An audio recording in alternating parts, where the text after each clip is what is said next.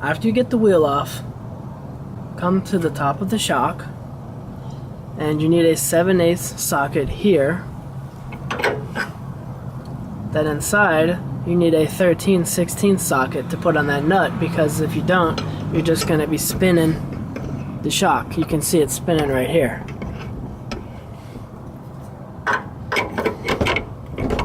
So get the wrench in there.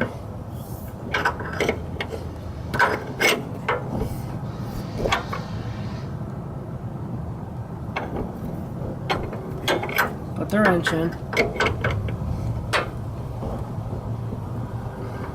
And I take the wrench out and turn this back. Put the wrench back in again. And just repeat until you get that nut off on the top. After you unscrew the top bolt, come down to the bottom. You have 2 nuts that you have to remove to be able to pop the shock out. You need a 1/2-inch socket.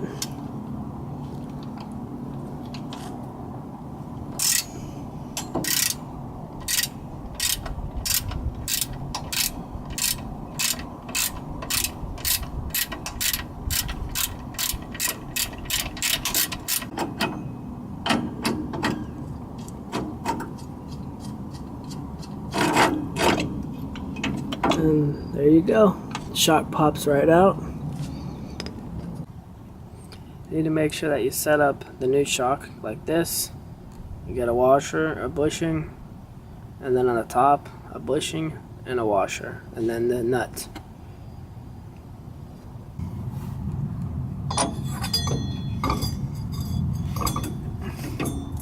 Bring the shock up to the top.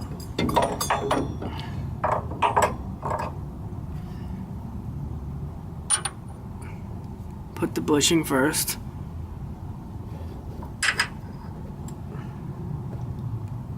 Then the washer. And then finally the nut. Tighten this down by hand so that way the shock won't pop out, and then you can go to the bottom and tighten the bottom nuts. Of course, these aren't the same as the other shocks, so the top nut is a 3/4.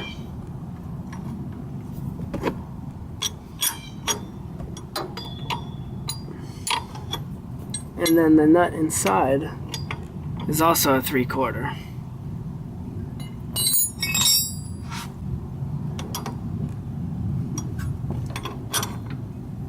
And as you're tightening this, you have to make sure that it's lined up on the bottom so that you can put the nuts on.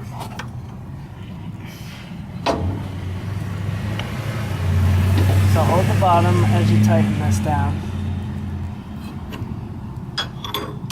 Otherwise you have to loosen the top up again.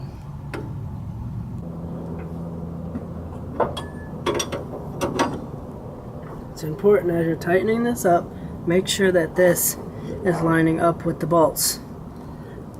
As you tighten it, come down and check it.